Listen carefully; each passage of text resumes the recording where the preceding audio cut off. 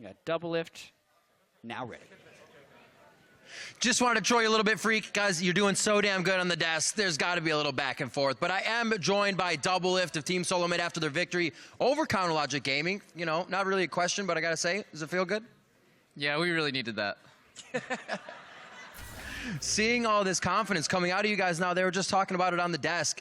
It always seemed like the wins came with a little bit of pain. There was something that just took a long time, 40, 50 minutes, but these were clean. What was the difference? Was it from champion select, or did everything just click inside the game? Well, this week, we all just focused really hard on improving because we were really, really disappointed with how we were playing before, just like you said. Even though we were winning, you know, it's kind of weird, but our wins were terrible. So we got Weldon, sports psychologist, to come help us, and he helped a lot. And I think all of us we just put in a lot more work, and we trusted each other a lot more. And like this game, I think everyone just like turned on God mode or something. We were just like playing amazing. I don't really know what happened, but it feels really, really good.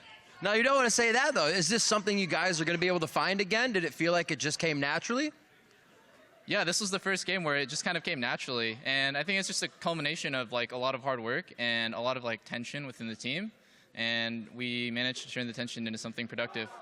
Well, that's absolutely awesome. It seems like the wins are now flowing for you guys. That tension has been ironed out. Final question for you, Double Lift. You do have to play Cloud9 next week, but as an observer for next game, I actually want to get your opinion. Cloud9 versus Immortals. How do you think it's going to play out?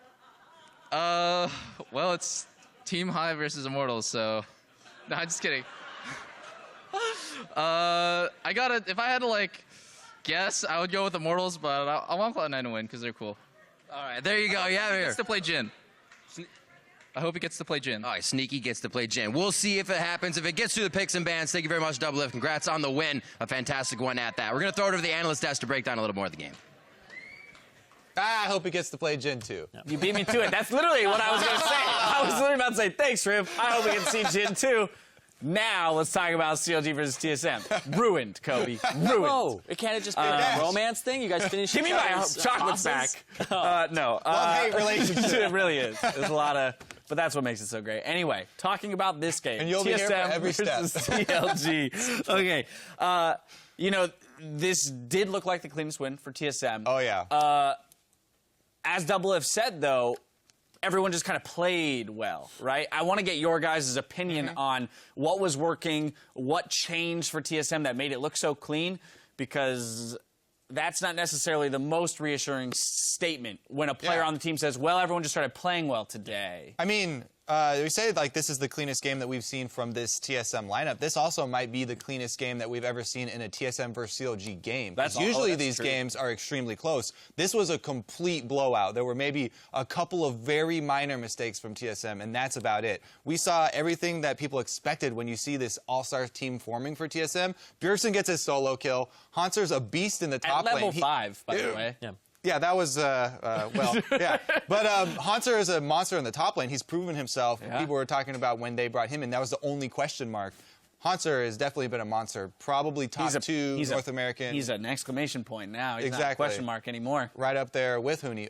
But also, you know, the bottom lane, there were a lot of questions about Yellstar working with Double Lift, and they pulled that off a lot better this time as well. And that really shows with a Kalista Alistar combo. Yep. Yes, that is the golden combo to have for the bottom lane, but they played it well. Yeah, those are the three things that I really want to touch on. The first one is CLG first picking the Rise really gives away a lot of what they intend to do with this comp, because then they have to draft Wave Clear, and then they have to draft Engage later on.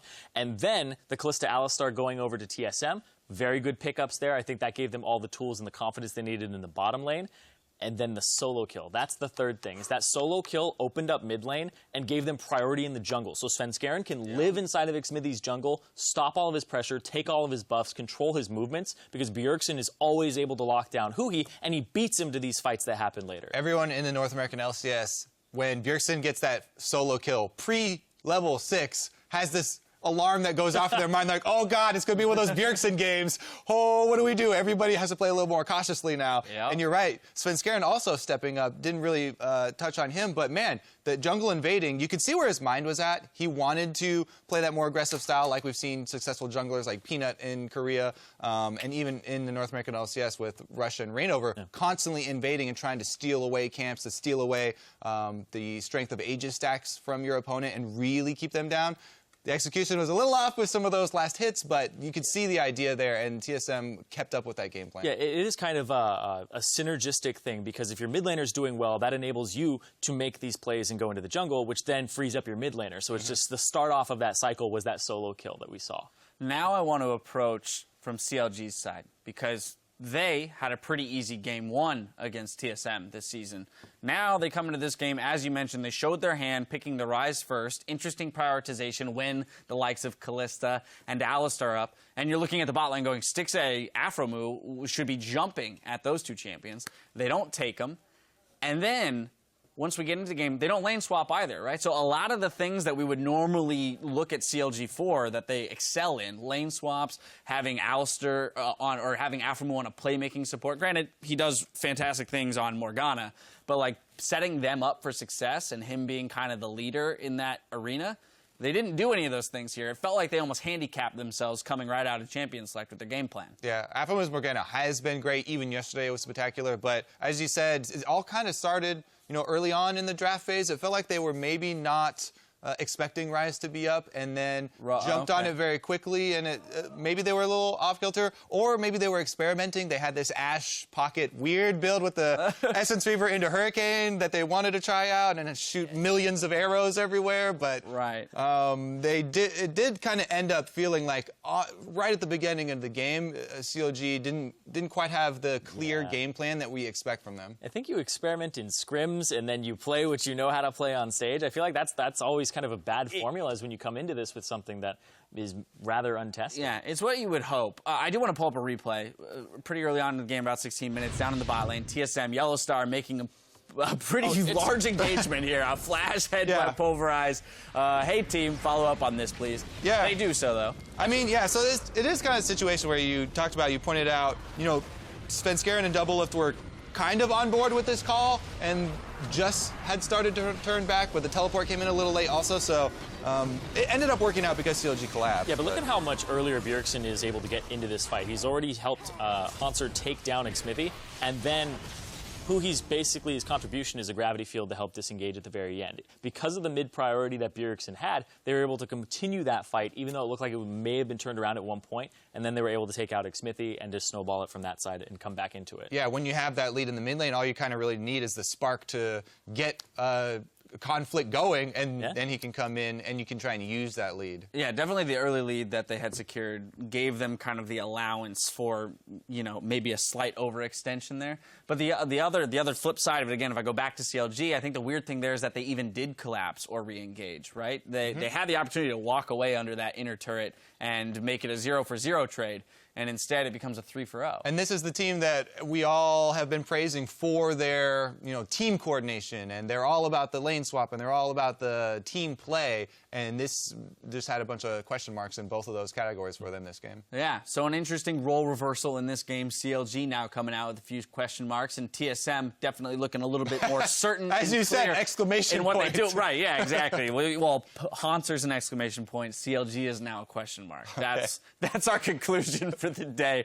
We'll watch for stray Heartseeker arrows over the break because we'll need you at full health for our next match, Immortals versus Cloud9. Don't go anywhere. We'll be right back.